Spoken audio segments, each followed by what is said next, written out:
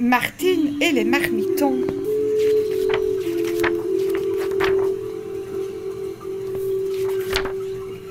Bonjour les enfants, je suis Monsieur Bonpoivre, votre chef de cuisine. Tout le monde a bien reçu son tablier et sa toque. Première leçon, on se lave les mains et on se brosse les ongles. La propreté, toujours la propreté. Tiens, mais c'est Ludo, s'étonne Martine. Qu'est-ce que tu fais ici? Salut Martine, je suis comme toi, inscrit à ce stage. Une semaine dans une école hôtelière, je ne pouvais pas manquer ça. J'ai toujours rêvé de devenir cuisinier.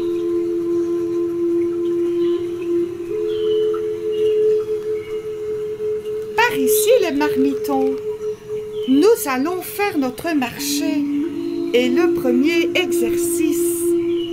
Cette grande table est couverte de légumes et de fruits. Le jeu consiste à retrouver leurs noms et les inscrire sur votre questionnaire. Céleri, poivron, endive. Ne copiez pas. À chacun ses réponses.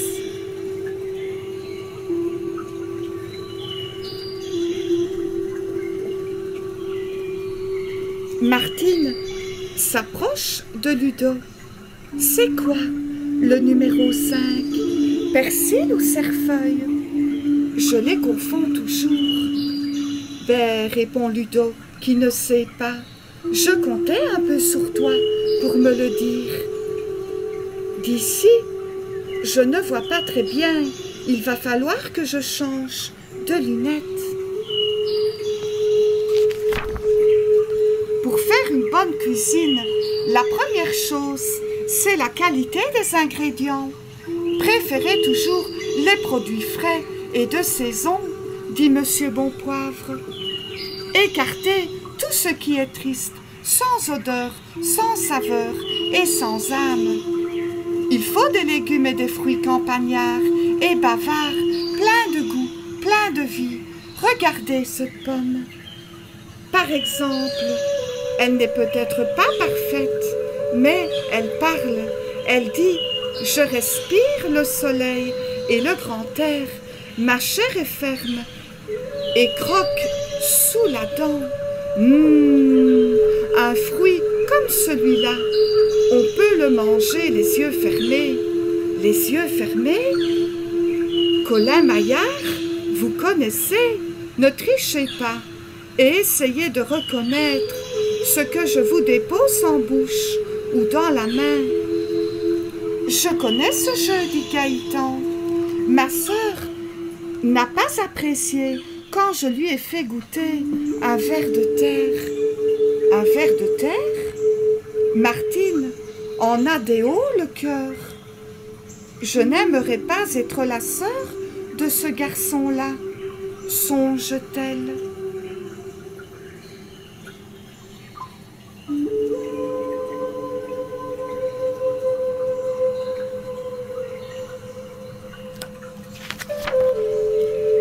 Allons, les oisillons, n'ayez pas peur et ouvrez bien le grand bec. Alors, reconnaissez-vous cette saveur? C'est sucré, salé, acide, amer, demande le chef. Sucré et un peu acide, c'est un goût qui a une couleur, la couleur rouge. C'est un fruit, mais quel est son nom? Je l'ai sur le bout de la langue, sous le bandeau. Le visage de Martine s'illumine. Elle a trouvé, c'est un petit morceau de framboise. Autre devinette. Celui-ci est sucré, pas acide et plus pâteux. C'est de la banane, répondent les enfants en chœur. Bien. Et cette chose qui pique, c'est du radis. En cuisine, il faut savoir se servir de son odorat. Voici des petits flacons. Ils ont chacun un parfum particulier de les reconnaître, dit le chef. Ce flacon-ci contient de la lavande, pense Martine. J'y retrouve mes amis de Provence et les collines mauves que j'aime tant.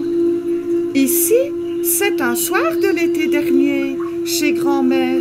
La porte de la cuisine est ouverte et puis, tout à coup, ce parfum de tarde chaude, saupoudré de cannelle.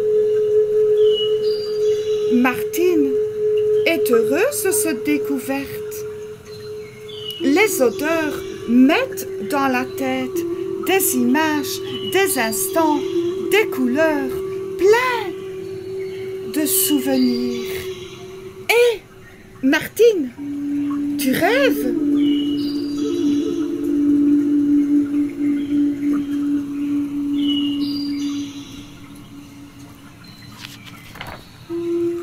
Et maintenant, un petit bol d'air, tous descendent visiter le potager de l'école. Vous avez vu mes choux, comme ils sont beaux, dit fièrement le jardinier. Et les citrouilles, ce sont les plus belles citrouilles des environs. Il exagère un peu, se dit Martine, en souriant. Il me fait penser à mon oncle. C'est beau un potager, c'est calme et pourtant plein de vie. Les oiseaux sont nombreux de venir dans ce grand restaurant. Ils viennent grignoter le bout d'une feuille de salade, mangent une ou deux chenilles, puis ils boivent les gouttes de rosée qui perlent sur les feuilles de chou.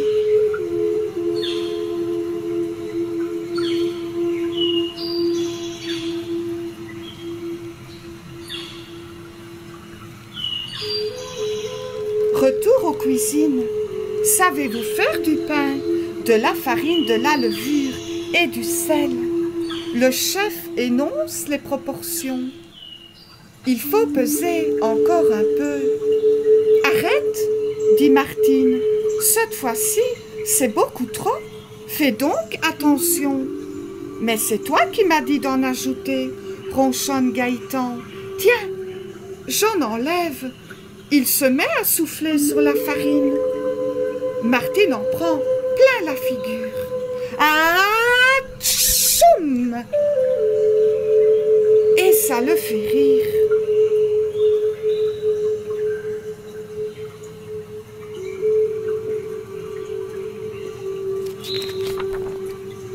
Un peu de sérieux pour faire la pâte. On verse la farine en fontaine. L'eau et la levure au centre, puis on mélange peu à peu.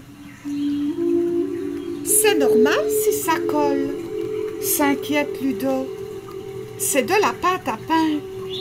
Ou un piège pour attraper les monstres, demande Martine en riant. Encore un peu de farine, ouf, voilà qui va mieux. Étirer, travailler encore, laisser pousser, rabattre, couper, replier, façonner. Quel travail! En attendant que la levure fasse gonfler la pâte, tous au potage, il faut couper les pommes de terre en petits cubes, émincer les blancs de poireaux, les céleris, les oignons, mais les oignons piquent et l'oignon sait se défendre. Et la pauvre Jeannette, qui tente de le couper, a déjà les yeux pleins de larmes. Ne pleure pas, Jeannette.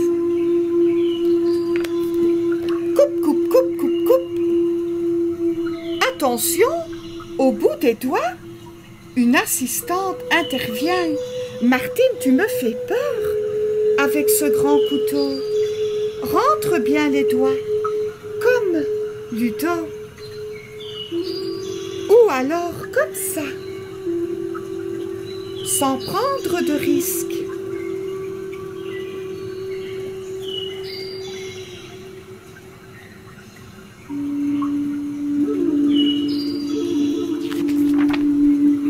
Le chef est un vrai chef. Quand il donne les ordres, il n'y a pas à discuter. À feu doux, vous faites fondre le beurre dans la casserole. Vous faites suer les légumes. Attention, il ne faut pas que ça attache. Vous ajoutez les pommes de terre, l'eau et le sel et le poivre. Ensuite, vous laissez cuire le tout pendant 30 minutes. Martine aime ces odeurs. Elle aime entendre les légumes qui grésillent et gigotant dans la marmite. Avant, je détestais la soupe confit, Ludo. Maintenant, j'en avalerais des marmites entières. Un peu plus loin se répand un merveilleux parfum. Le chocolat est prêt, dit le chef. Je l'ai fait fondre, puis refroidir sur le marbre. Mais attention, en cuisine, on ne se lèche jamais les doigts. Trop tard, certains y ont mis le bout de l'index. Et les plus gourmands ont plongé plus loin encore. Comme les autres, Martine n'a pas pu résister à la tentation, le chocolat chaud. Quel régal! Manger du chocolat, moi? Qui vous a dit ça? Le chef fait les gros yeux. Pourtant, il aimerait y goûter lui aussi. Mais un chef doit toujours montrer le bon exemple.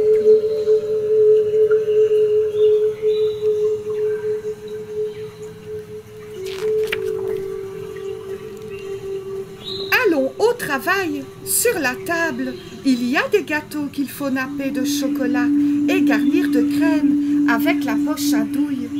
Pas facile la poche à douille, c'est mousse à dégouline. Mais voilà qu'apparaît soudain, toute blanche, une fleur de crème fraîche. C'est l'heure de goûter les pains, sortent du four. Martine a reconnu le sien. Il est tout rond, tout chaud et bien doré. Curieuse et gourmande, elle commence par casser un petit bout de croûte. Comme ça, juste pour goûter. Je ne vais pas attendre qu'il refroidisse, pense Martine. C'est trop bon. Ludo, Denis, Gaëtan, Sophie, je vous invite au festin. Le paradis.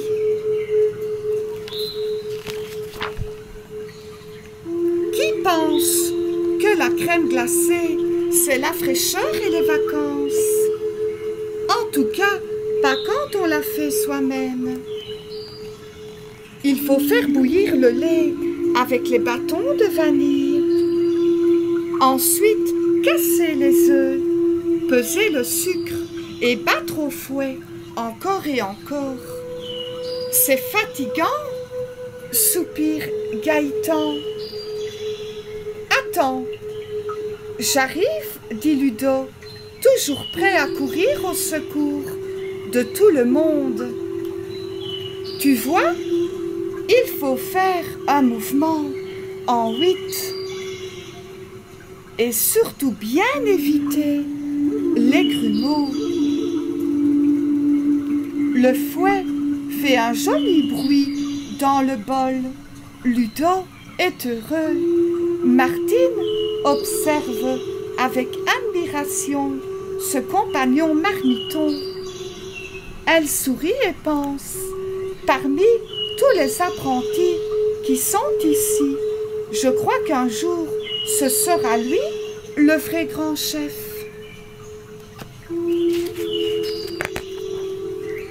Le stage est terminé. Il n'y a pas assez de pages pour raconter tout ce que Martine y a appris, mais sûr, elle a fait un beau voyage, un voyage immobile, avec la vue l'ouïe, le toucher, l'odorat et le goût. Maintenant, c'est l'heure des au revoir et de la photo souvenir. On peut déjà s'inscrire pour l'an prochain, dit Ludo. Moi, je reviendrai.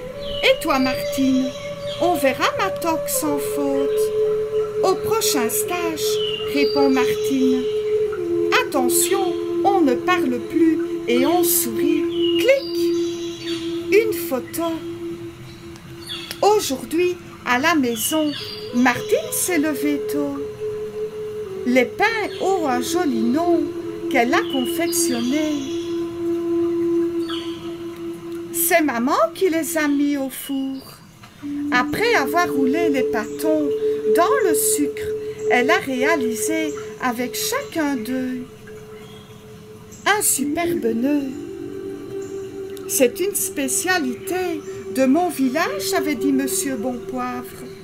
On appelle ça des nœuds d'amour. C'est tout simple à faire, de la farine, de la levure, de l'eau et un peu de sel. Oui, c'est tout simple, mais quand ils sont faits par une petite fille, ce sont des pains pleins de tendresse.